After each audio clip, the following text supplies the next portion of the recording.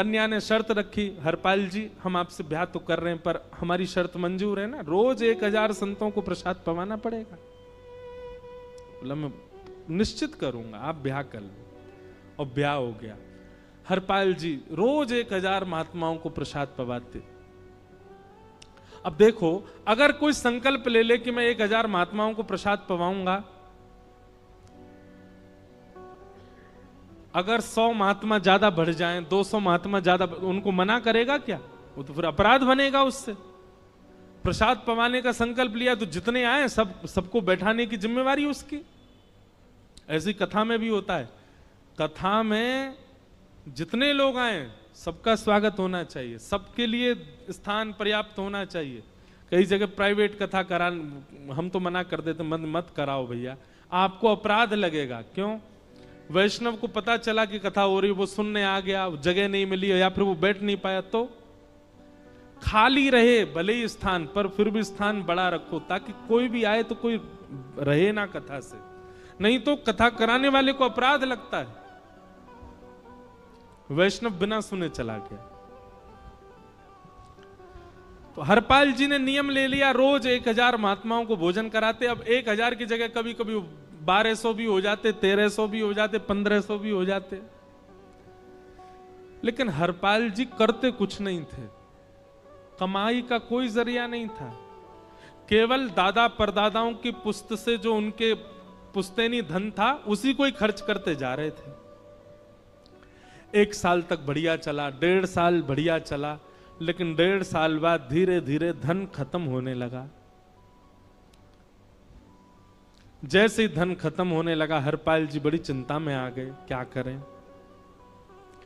पत्नी को नहीं बताते थे, क्यों? बोले इससे तो शर्त लगी, इसको क्यों बताऊं अपना दुख, इससे तो शर्त, मेरी यही शर्त थी कि रोज 1000 संतों को भोजन कराना।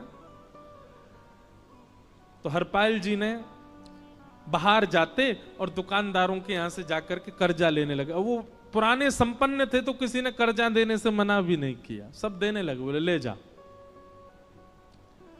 इतना कर्जा कर लिया, 6-7 महीने तक कर्जे में भी उनके संत सेवा बंद नहीं हुई।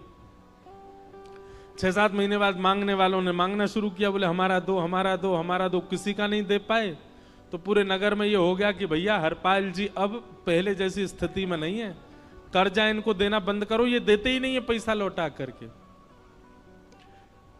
सब बिगड़ने लगा, धन नष्ट हो गया, इज्जत चली गई, लेकिन उनकी संत सेवा नहीं रुकी, रोज संत सेवा करते। एक दिन मन में विचार करने लगे, अब क्या करूं, अब तो मुझे कोई कर्जा भी नहीं देता, गहने भी सारे बिक गए, धन भी सारा खत्म हो गया। तो हरपाल जी ने मन बनाया कि मैं चोरी करूंगा, और चोरी करके ठाकुर जी, आप लोग मत करना ऐसा, चोरी करूंगा। हरपाल जी चोरी करने जाने लगे, लेकिन हरपाल जी का नियम था कि वो किसी के धन की चोरी नहीं करते थे। संपन्न लोगों के घर में जाते थे और उनकी रसोई घर की सामग्री चुरा लाते थे, चीनी, दाल, आटा, चावल, मूंग, नमक, मिर्च, ताकि भंडारा हो जाए सवेरे। इस प्रकार महाराज चोरी होने लगी, एक घर की हुई, 2 घर, अब तो हल्ला होने लगा, बोले कि घरों की सामान राशन चोरी हो जाता है। वो बड़ा विचित्र चोर है, धन नहीं चुराता है, राशन चुरा के भागता है। ऐसी चोरी होने लगी महाराज। अब तो लोगों ने अपने अपने घरों में पहरेदारी शुरू कर दी कि चोरी ना हो, तो हरपाल जी को और दिक्कत होने लगी, क्या करें, कैसे करें। धीरे धीरे हरपाल जी इस स्थिति में आ गए कि अब संपन्न लोगों के यहां उन लोगों को ढूंढते जो ना कभी संत सेवा करते ना वैष्णव सेवा करते, और उन लोगों के यहां जाकर के थोड़ा बहुत धन चुरा लेते, स्वर्ण चुरा लेते। करना कुछ नहीं, अपना घर नहीं बनाते थे, बसाते थे, संत सेवा करते थे। ठाकुर जी रीझ गए हरपाल से। ठाकुर जी बोले देखो ये सब चोरी कर करके और मेरे संतों को पवा रहा है। ठाकुर जी बोले इस पर अनुग्रह करने जाना। भगवान सिंहासन से उठ करके तैयार होने के लिए गए और बढ़िया महाराज नकली सी मूछ लगा करके, ऊपर सिर पर पाग पहन करके और थोड़ा पेट सा बाहर निकाल के, गले में खूब सारी जंजीर डाल के, हाथों की हर उंगली में अंगूठी पहन करके, सोने की जूतियां डाल करके, कौंधनी सोने की पहन करके, और एक बैंत समझते हैं? वृद्ध लोग लेकर के चलते, बैंत, सोने का मड़ा हुआ बैंत लेकर के ठाकुर जी तैयार हो गए, एक सेठ जी बन गए। लक्ष्मी मैया ने पूछा, भगवान बड़ा सुंदर स्वरूप धारण किया, कहां जा रहे हो? बोले अपने भक्त से मिलने जा रहे हैं। रुक्मणी जी बोली मैं भी चलूंगी। भगवान बोले तुम मत चलो, तुम उसको पहचान नहीं पाओगी, तुमसे अपराध बनी जाएगा। बोले नहीं नहीं, भक्त दर्शन करने मैं तो जाऊंगी। भगवान बोले जल्दी तैयार हो जाओ। सब लोग इधर देखो, वहां से कोई सामग्री आ रही है, कथा यहां हो रही है, इधर देखो, और फिर हम आंख बंद कर लेंगे चाहे आप कहीं देखो। आंख खुली है तो हमको ही देखो। रुक्मणी जी एक सेठानी बन गई, ठाकुर जी सेठ जी बन गए, और दोनों ने मन में विचार किया कि हरपाल जी को दर्शन देना है। और यहां हरपाल जी की स्थिति क्या थी? अब संत सेवा के लिए कहीं से भी धन नहीं मिल रहा था, तो हरपाल जी एक मार्ग पर जाकर के बैठ गए और सोचने लगे कोई धनवान यहां से निकलेगा तो उसको लूट लूंगा, और लूट के भाग जाऊंगा, सारा धन संत सेवा में लगा दूंगा। तभी उस मार्ग पर कोई और तो आया नहीं, ठाकुर जी सेठ बन करके आ गए। और महाराज खूब सारे गहने पहन करके, पाग बढ़िया सोने की जड़ाऊ पाग पहन करके, ऐसे वस्त्र पहन करके, और छम छम करते चलते आ रहे हैं। उन गहने ही बज रहे हैं ठाकुर जी के।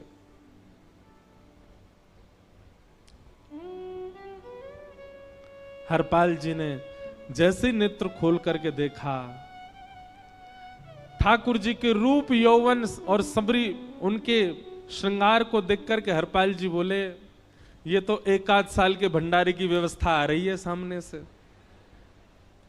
इतने में ही सेठानी जी रुक्मणी जी भी आई, उनको ओहो ये तो कम से कम 5-10 साल की व्यवस्था आ रही है। अगर ये दोनों लूट लिए जाएं तो 10 साल चोरी नहीं करनी पड़ेगी। देखो कितना धन संपन्न। हरपाल जी के बगल में जैसे ही ठाकुर जी पहुंचे, हरपाल जी बोले भैया जय श्री कृष्ण प्रणाम।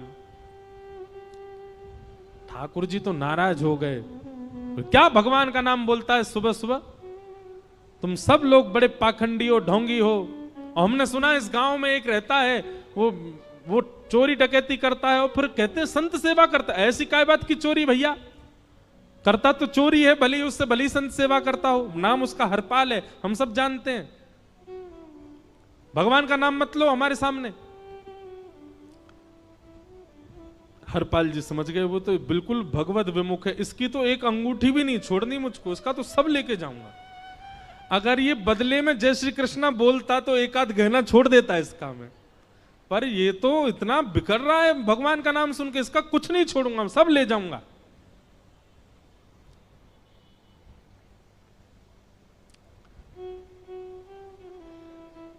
हरपाल जी बोले हाँ भैया एक रहता तो है डकैत इस गांव में, और उसका कोई पता नहीं है, वो कभी भी आ जाता है। लेकिन एक मार्ग जंगल में होकर के है, उसमें गांव में नहीं जाना पड़ता, जंगल से गुप्त चुप निकल करके पूरे गांव पार हो जाएंगे, आप शहर पहुंच जाओगे। उसका रास्ता मुझे ही पता है। सेठ जी बोले तो तुम हमको पार करवा दो।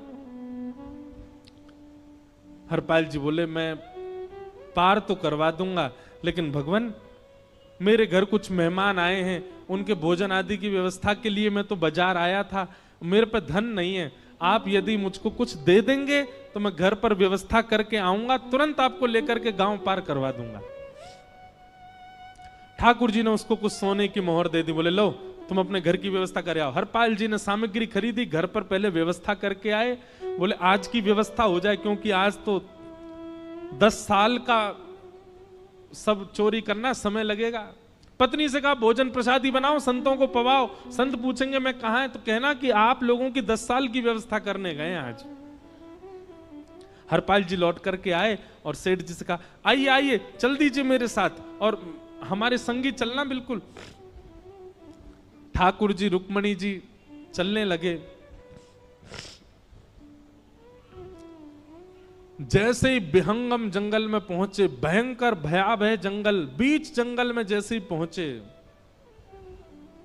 हरपाल ने पीछे मुड़ करके देखा, दोनों चले आ रहे हैं। तुरंत महाराज वो तो अपने रूप में आ गया, शेर की तरह गर्जना करने लगा, अपनी लाठी धर दी सामने और अपने सिर का स्वाफा निकाल करके सामने बिछा दिया। भगवान जो सेठ जी के रूप में आया, भगवान बोले, भैया ये क्या कर रहे हो? बोले, मैं ही हरपाल हूं।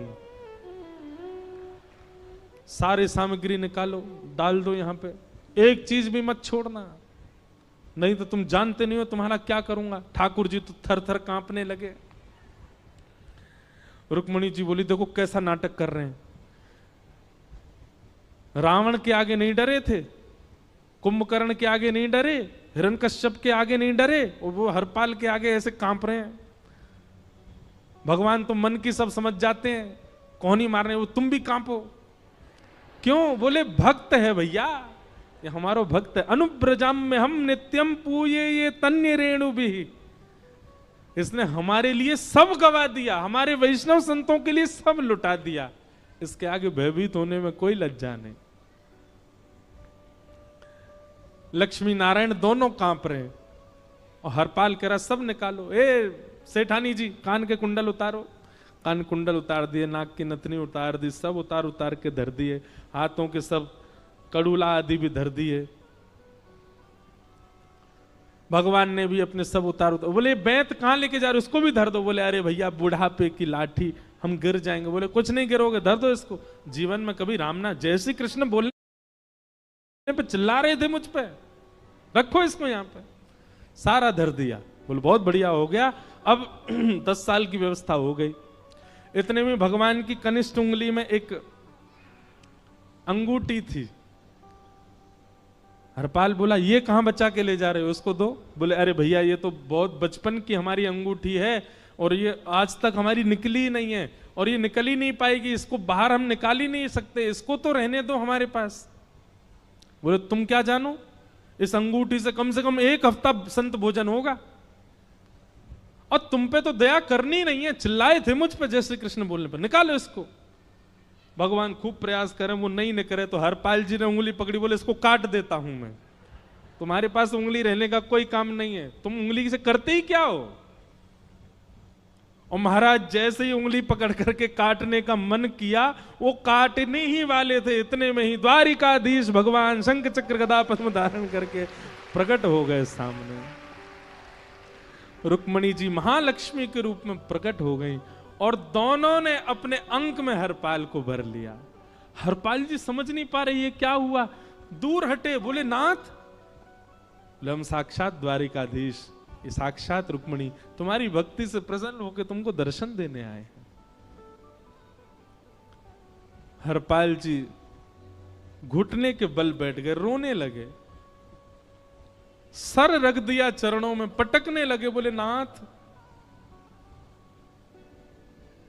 मैंने अपने नाथ को लूटा, आज मैंने अपने स्वामी के साथ डकैती कर रहा था, मैं अपने स्वामी की उंगली काटने पर मजबूर हो गया था, इसका मतलब तो मैं पापी हूं। मेरा पाप इतना प्रचंड हो गया कि मैं आपके रूप को नहीं पहचान पाया। भगवान ने हृदय से लगा, नहीं हरपाल,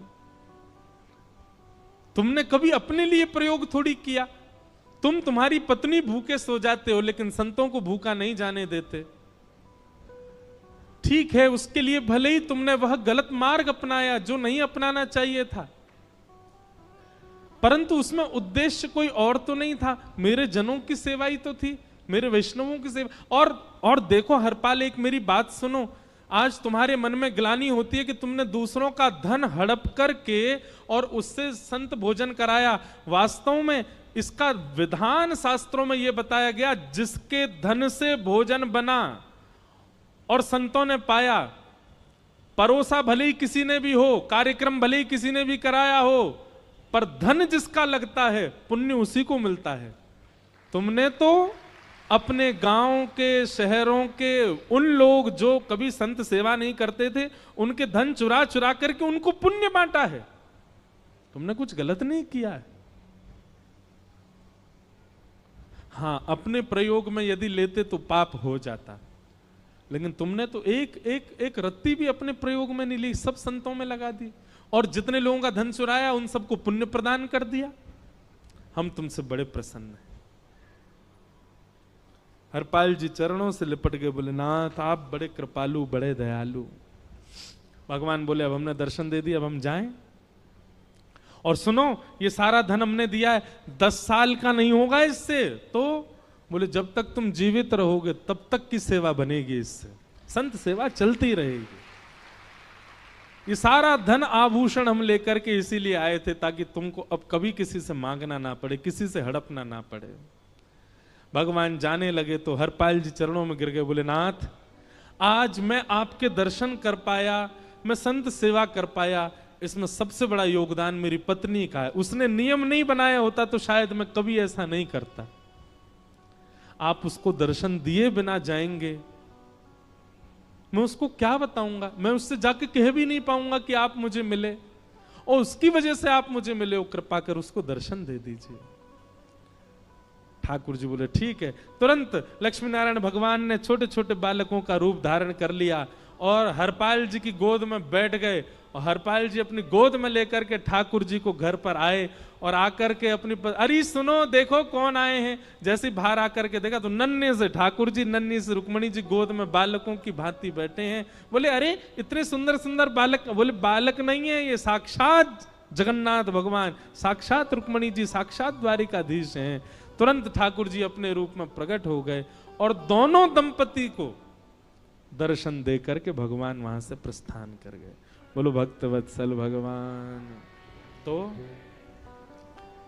एक भक्त जीवन संगी का प्राप्त होना भगवत दर्शन तक ले जा सकता है आपको। अब जिनके ब्याह हो चुके हैं उनसे तो अब हम कुछ कर नहीं सकते, पर जिनके नहीं हुए हैं संभल जाओ, सुधर जाओ, ठाकुर जी से प्रार्थना करो, और प्रार्थना करके केवल एक ही चीज मांगो, क्या? हम गृहस्थी हैं नाथ, ये गृहस्थाश्रम है, हम इसमें आ चुके हैं, अब कृपा करके हमारे जीवन में जो भी आए वो आपका भक्त आए। लेकिन आपके अथक प्रार्थना करने पर भी ठाकुर जी ने यदि नहीं दिया तो भी चिंतित मत होइएगा। मीराबाई को भी नहीं मिले अनुकूल, करमेती बाई को भी नहीं मिले अनुकूल, सक्कू बाई को भी नहीं मिले अनुकूल पति,